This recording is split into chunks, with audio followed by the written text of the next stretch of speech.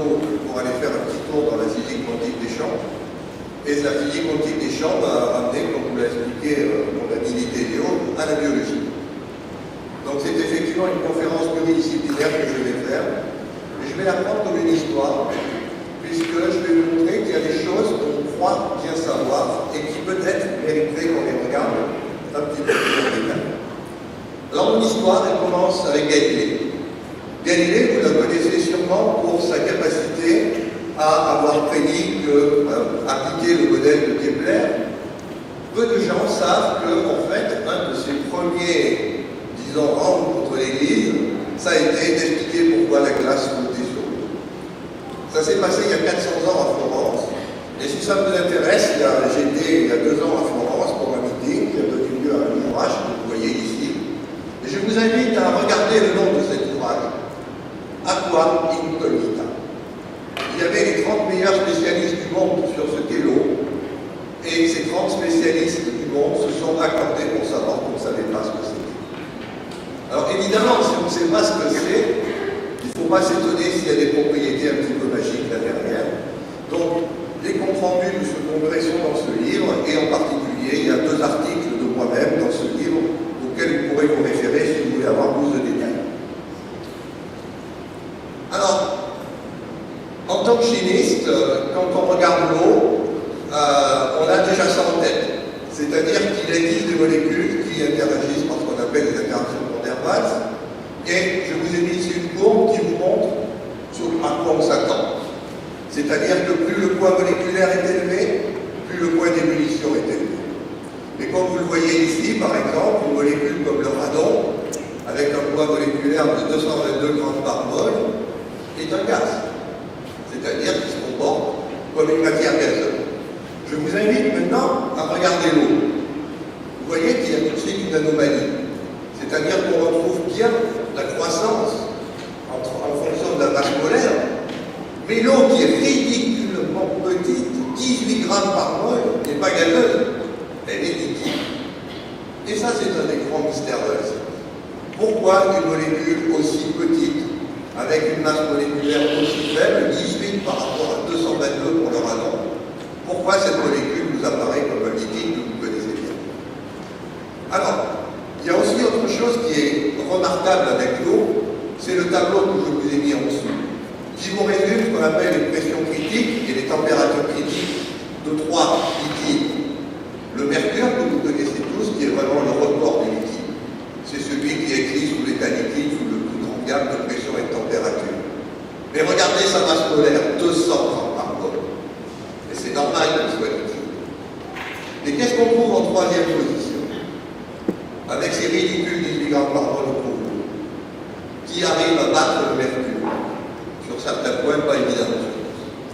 Si vous regardez aussi ce qu'on appelle la densité critique, vous voyez que l'eau est en 3e position, c'est-à-dire que c'est le 3e liquide qui a la plus grande cohésion. Et ça aussi, c'est un mystère qu'il faut expliquer.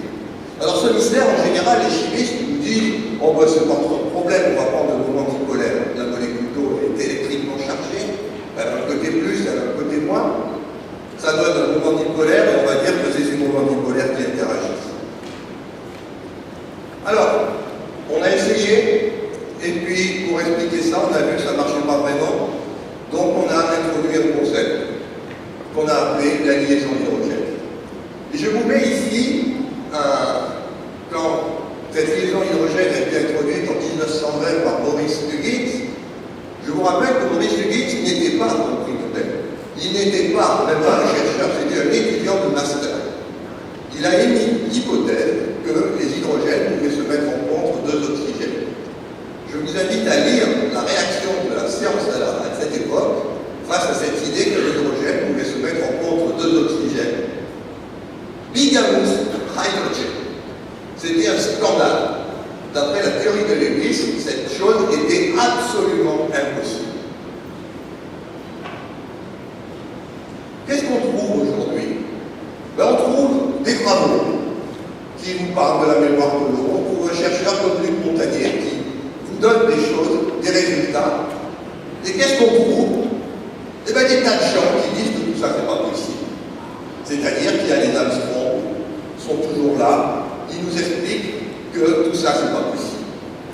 Alors, comment on peut procéder? Là, évidemment, on va procéder avec des prix Nobel, parce que c'est plus simple. Bon, voici un mot, double prix Nobel, Linus Pauling, prix Nobel de chimie et prix Nobel de la paix. Lui, il reprend le concept de liaison hydrogène et il dit, ça c'est un concept fondamental. Et là, tout le monde l'écoute, et on l'écoute à tel point qu'on va se rendre compte que cette liaison hydrogène, elle existe bien sûr dans l'eau, mais elle est aussi au cœur des protéines et au cœur de l'ADN.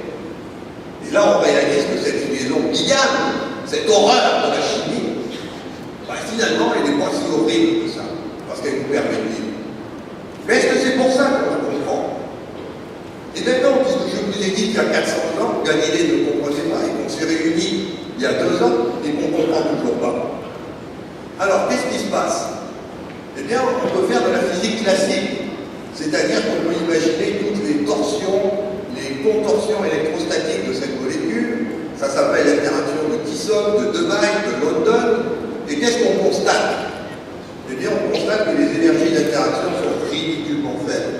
Elles ne permettent pas de justifier l'énergie de 0,11368 électronvolts. Ça veut dire que cette liaison hydrogène ne peut pas être de nature électrostatique. On le voit aussi, on a un autre prix Nobel, Paul Langevin, qui a fait la théorie des moments dipolaires. On peut calculer la constante diélectrique de l'eau en connaissant son moment dipolaire. Vous voyez, on prévoit une valeur de 13. La valeur expérimentale est de 80. Comment vous expliquez ça? Alors évidemment, on en arrive à quelque chose qui est la limite de ce qu'on appelle la physique classique. C'est-à-dire qu'on est allé chercher les équations de Maxwell et de Newton, on a cherché ce qui était le plus meilleur de la physique classique et on n'y arrive pas. Alors évidemment, vous savez que dans les années 1920, en même temps qu'on mettait en place le concept de liaison hydrogène, on a développé ce qu'on appelle la théorie quantique. Que nous dit la théorie quantique sur l'eau? Eh bien, elle nous donne de jolis dessins. Vous avez ici le diagramme orbital moléculaire de cette molécule. Elle est superbe. Vous avez des fonctions d'onde, qui sont des probabilités de présence de l'électron. Ça tourne dans un sens, ça tourne dans l'autre, ça fait des bulles, ça fait des subalternes. Mais on va trouver que l'eau est diamagnétique. Ça veut dire que si vous regardez les petites flèches qui montent, qui représentent les électrons, il y en a 10 dans la molécule d'eau, quand il y en a 2 qu'on met au cœur, vous voyez qu'on arrive sur le plus haut niveau occupé qui s'appelle la HOMO. On a un petit label de théorie des groupes qu'on aime bien qui s'appelle APA. Et vous voyez qu'il y a un grand gap d'énergie pour aller du premier niveau vide qu'on appelle la nuit. C'est-à-dire que l'eau ne devrait pas former de liaison covalente. Alors, c'est là où on est un petit peu ennuyé, parce que là, on a appliqué la vraie théorie quantique, celle de l'équation de Schrödinger, et quand on fait les expériences, on a des gros problèmes. Parce que quand on fait, par exemple, les expériences qui sont ici, qui sont de très belles expériences de physique, où on essaye de comprendre quel est l'orbital qui est impliqué dans la liaison hydrogène, eh bien, en chimie, il y a une règle qui est inviolable. C'est que quand vous devez aller chercher des électrons, vous les prenez. Bien évidemment, sur le dernier niveau occupé, vous n'allez pas les chercher en dessous parce que ça coûte trop cher. Que fait la liaison hydrogène? Eh bien, elle ne touche pas à la HOMO, elle va chercher les électrons en dessous de la HOMO. Et ça, la physique quantique ne peut pas l'expliquer, c'est complètement anormal. L'autre chose qu'on a, c'est qu'on peut faire ce qu'on appelle de la isotropie de diffusion Compton, qui permet de voir s'il y a effectivement une anisotropie du nuage des électrons. C'est encore des manips de physique extrêmement sophistiquées, mais regardez le résultat. Ce qu'on observe, vous avez en bas à gauche une liaison covalente, et vous avez en bas à droite une liaison qui est dite de Van der Waals. Eh bien, on voit que la liaison hydrogène, selon la physique quantique, devrait être une liaison de Van der Waals. Et comme je vous l'ai dit, elle n'en est pas une. Donc vous voyez qu'on a encore le même problème. On peut aussi le voir en analysant ce qu'on appelle la densité, la topologie de la densité électronique. Donc ça, c'est le buzz de ce qu'on peut faire en diffraction des rayons de light. Et on va chercher ce qu'on appelle les points cols, c'est-à-dire les points où il y a rencontre de nuages électroniques. On en trouve 3 dans la molécule d'eau, dans le dimère qui correspond à 2 molécules d'eau associées par pont hydrogène. Et regardez, il y a le numéro 1 et le numéro 2 qui correspondent aux liaisons OH. Et vous avez le point numéro 3 qui correspond à la liaison hydrogène. Qu'est-ce que vous remarquez? que le poids numéro 3 n'est pas du tout comme les deux autres. Il a une densité électronique positive, alors que les deux autres ont une densité électronique négative. Ça veut dire qu'il y a deux liaisons covalentes et une liaison Van der Waals. On ne voit pas de liaison opposée. Et vous comprenez maintenant pourquoi M. Vitellio vous a dit qu'en fait, il fallait aller à la théorie quantique des champs. Parce que si on reste à ce niveau qui est la théorie quantique de première quantification, c'est-à-dire celle qu'on utilise couramment aujourd'hui, on ne comprend pas la nature chimique de cette idée. Alors, aller en seconde quantification, c'est-à-dire en théorie quantique des champs, ça veut dire, comme vous le voyez ici, s'occuper de quelque chose qu'on a oublié. Quand Galilée vous dit la glace flotte sur l'eau, est-ce que vous avez remarqué que si la glace flotte sur l'eau, ça veut dire qu'elle est moins dense? Mais si elle est moins dense, ça veut dire qu'elle a plus de vide. Et c'est peut-être le vide la question. Or, justement, qu'est-ce que nous dit la physique quantique des champs? Elle nous dit que le vide, c'est une très mauvaise appellation. Ce vide, il n'est pas vide. Et même, certains vous diront qu'il est plein. Et alors, c'est là où, évidemment, il faut se poser la question, que dit la science, sachant qu'on va aller chercher l'énergie, non pas à l'extérieur, on va aller la chercher dans le vide qui est entre les molécules. Alors, vous allez me dire, ouais, mais le vide, ça veut dire qu'il n'y a rien, c'est pas compréhensible. Eh bien, on a des expériences de physique qui nous montrent que le vide n'est pas vide. Vous avez, par exemple, l'effet Casimir statique, deux plaques s'attirent alors qu'il n'y a rien autour. Vous avez l'effet Lang qui vous montre que les niveaux d'énergie doivent être calculés dans le cadre de la seconde quantification pour comprendre les valeurs qu'on observe.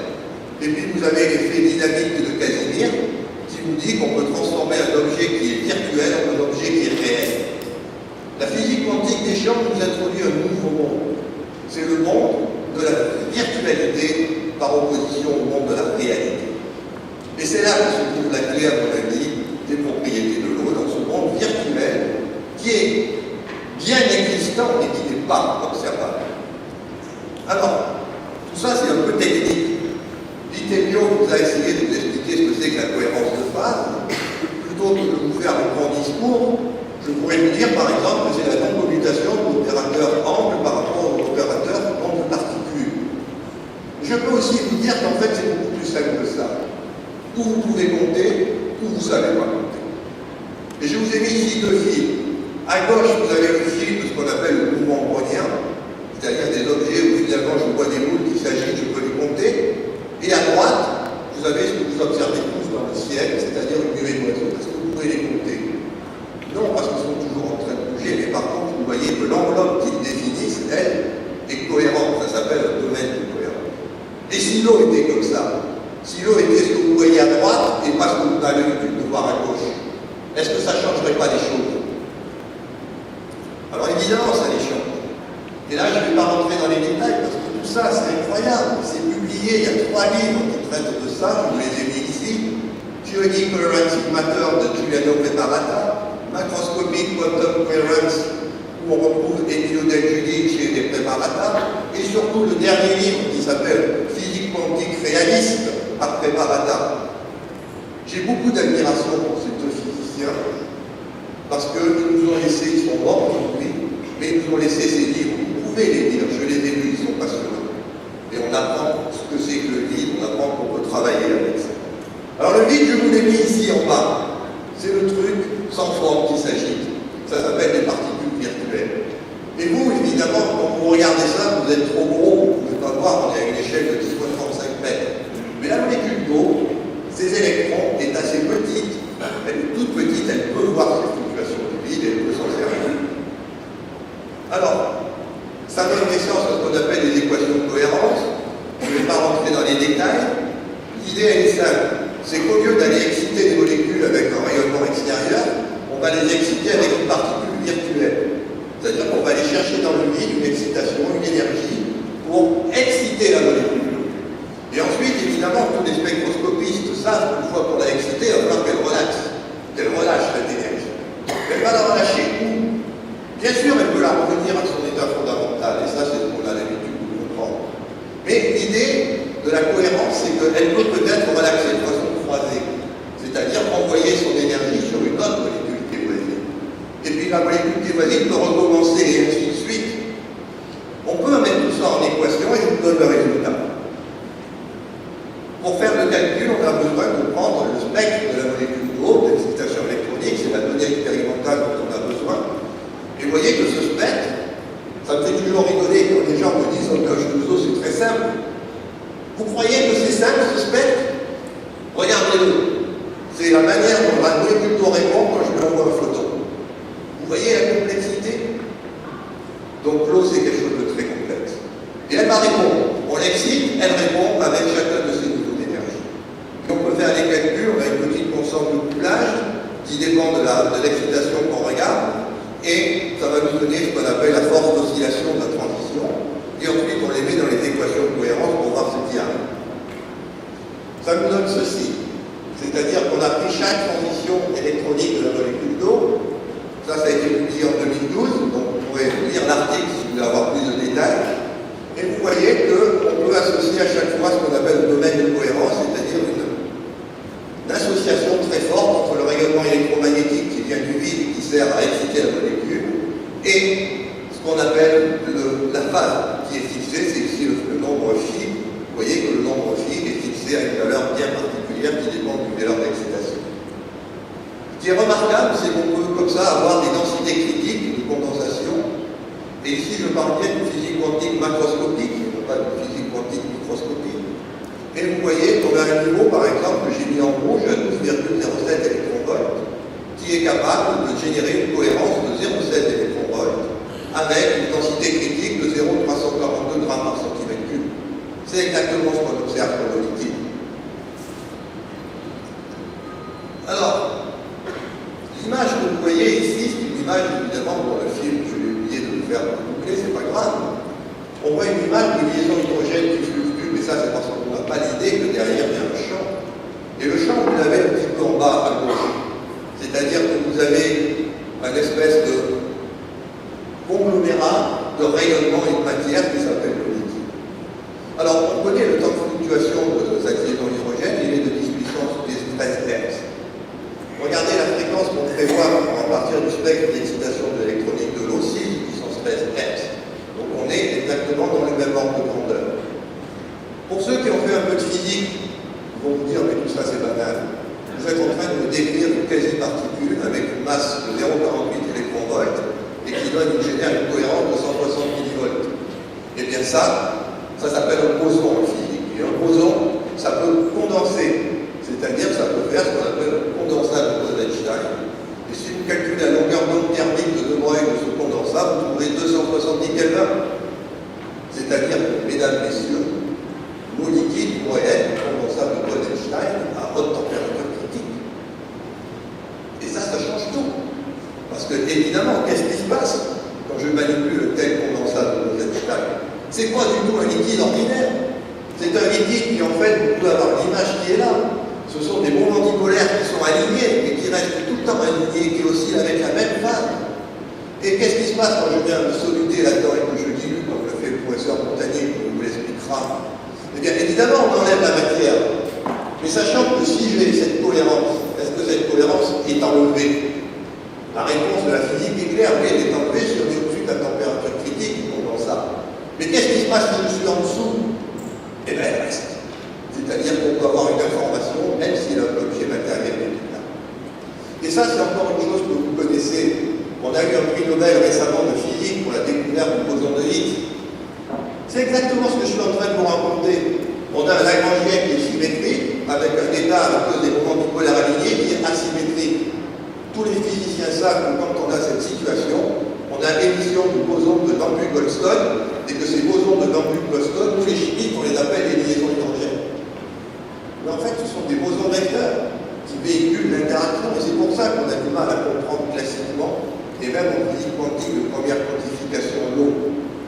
Parce que c'est un condensat de Bose-Einstein, où ces bosons vecteurs sont des bosons de Dunning-Goldstone. Alors l'image qui se dégage est évidemment très différente de celle que vous avez l'habitude dans les livres de biologie, c'est-à-dire qu'il y a deux types d'eau en fait. Quand on monte la température, on va garder une partie des domaines de cohérence et une autre partie va rentrer en fusion et on va avoir de l'eau qu'on appelle incohérente en proportion variable selon la température. On a un gap de cohérence qui est de 0,7 électronvolts, qui est juste qu'on observe pour la liaison d'hydrogène.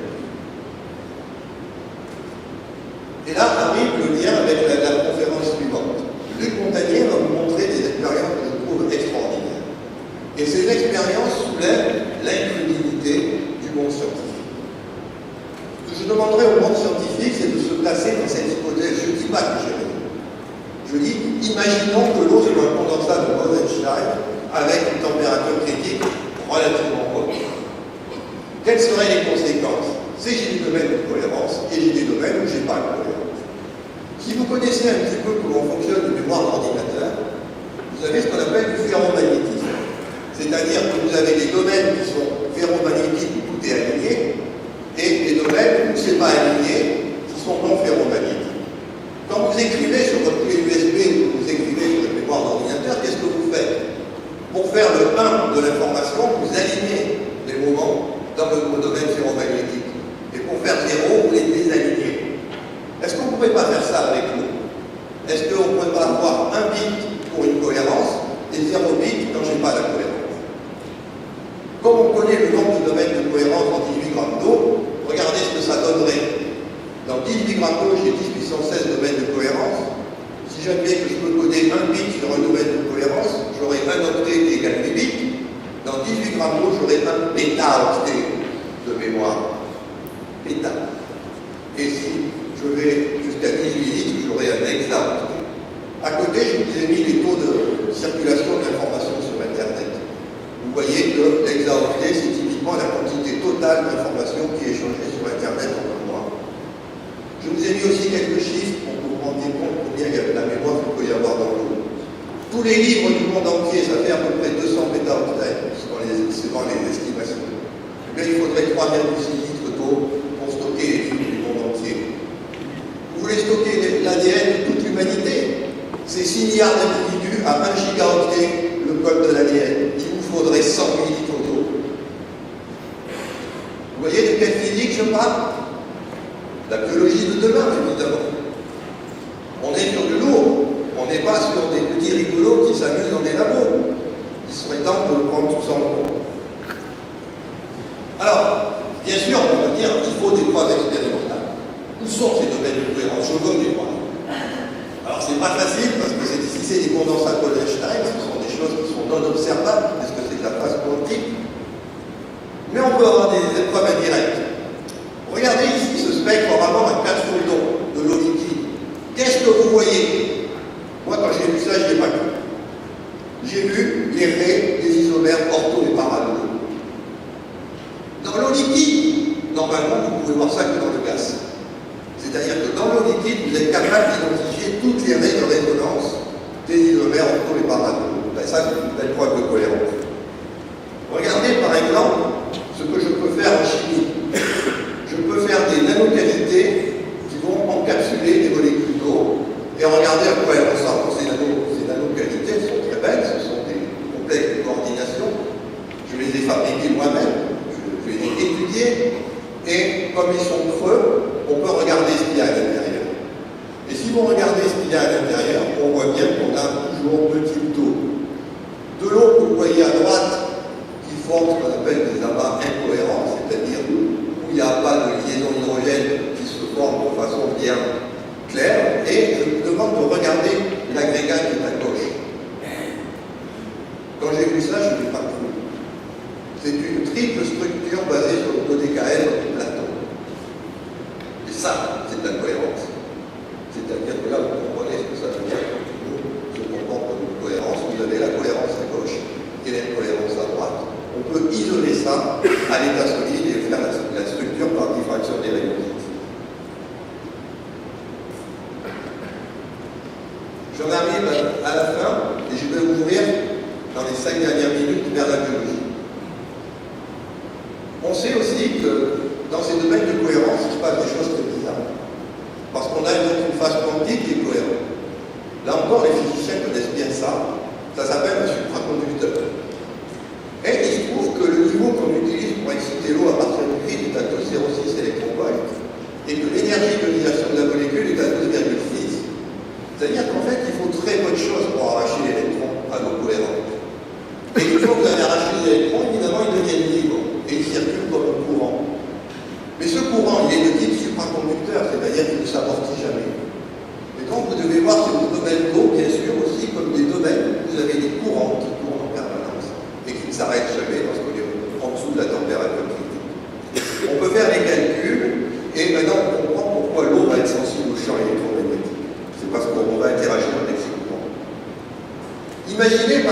de ça, vous avez un domaine de cohérence en haut, une membrane lipidique, et un deuxième domaine de cohérence en bas. Si maintenant vous savez que ça, c'est comment ça dans Einstein, qu'est-ce que je suis en train de vous décrire?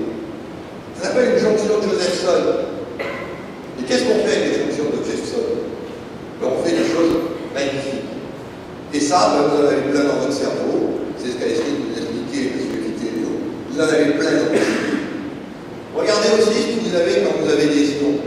Quand vous avez des champs magnétiques et que ces ions se déplacent, ils voient ces champs magnétiques. C'est-à-dire qu'ils ne se comportent pas du tout comme les ions qu'on a l'habitude en chimie. Ça, c'est ma définition de la vie. On me demande souvent qu'est-ce que c'est que la vie. Et en fonction de tout ce que j'ai pu vous expliquer ici, pour moi, c'est très simple. Il suffit de faire la transformation du nombre de la masse en nombre d'objets, et vous voyez que c'est avant tout très très loin devant de l'eau et des ions. Ce sont les constituants majoritaires de la cellule. On est à 99% en mol d'eau dans une cellule. Et si l'eau est un condensat de Bose-Einstein, vous comprenez les propriétés ou les conséquences que ça aura pour le biologiste de prendre en compte ce fait-là. Alors, ce que j'aime bien dans cette approche, c'est qu'en fait, maintenant, on sait ce que c'est la technologie. On sait ce que c'est que les photons virtuels, vous les connaissez bien en fait. Prenez un élément, soucoulez la limaille de fer, vous allez voir ces belles lignes de champ. Ben, c'est ça les photons virtuels, ce sont les lignes de champ. On peut même retrouver la loi de Coulomb, force électrique qui varie comme l'inverse du carré de la distance. On peut retrouver cette loi de Coulomb simplement en faisant les relations d'incertitude d'Heisenberg. Regardez, c'est quoi la liaison covalente? C'est deux niveaux d'énergie partiellement remplis qui mettent en commun un électron. C'est quoi la liaison Van der Waals? C'est deux molécules d'eau, deux molécules qui relaxent en s'ignorant. Et qu'est-ce que c'est que la liaison d'hydrogène?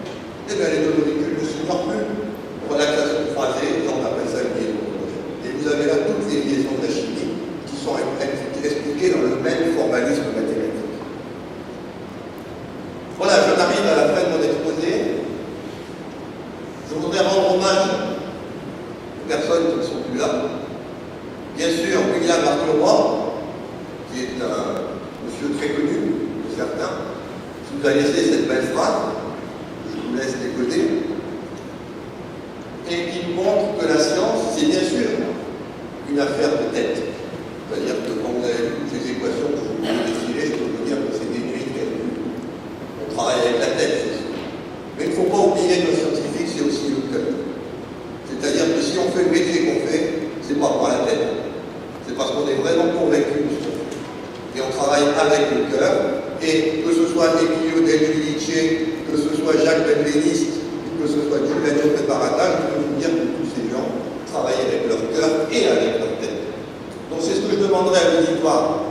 Si vous n'êtes pas d'accord, si vous sentez que tout ça vous remue, essayez d'écouter avec votre cœur et pas simplement qu'avec votre tête. Et peut-être que ça rentrera mieux et que vous serez un peu moins agressif dans les questions que vous pourriez avoir vis-à-vis de cette nouvelle, de ce nouveau paradigme. Enfin, je voudrais remercier Luc Montagnier. Je voudrais dire toute l'admiration que j'ai pour lui, pour le combat qu'il a pris de reprendre les travaux de Jacques Benveniste et vraiment de faire des expériences que Jacques Benveniste lui-même n'aurait pas songé. Et c'est en ce sens qu'il faudrait aussi peut-être qu'on dépasse Jacques Benveniste, c'est-à-dire qu'il a eu une contribution, je pense qu'il faut lui rendre hommage. Mais enfin, on est en train d'aller quand même relativement loin, beaucoup plus loin, et il faudrait plutôt regarder vers l'avenir que regarder vers le passé. Je vous ai mis aussi une petite image qui vous montre la galère, parce qu'on a aussi une critique. Mais pourquoi vous n'oubliez pas tout ça? Ben, on aimerait bien, mais très souvent on a la barrière éditoriale, on a les experts, les référés qui nous envoient des rapports complètement méprisants, qui fait qu'on ne peut pas publier ce livre, alors qu'on voudrait bien. Donc là aussi, il faudrait que les éditeurs, les journaux scientifiques, prennent leurs responsabilités et comprennent qu'on peut publier des idées qui peuvent sembler révolutionnaires, mais qui évidemment ne rentrent pas dans le cadre actuel, parce qu'on prépare la biologie du XXIe siècle et pas celle du XIXe. Je vous remercie de votre attention.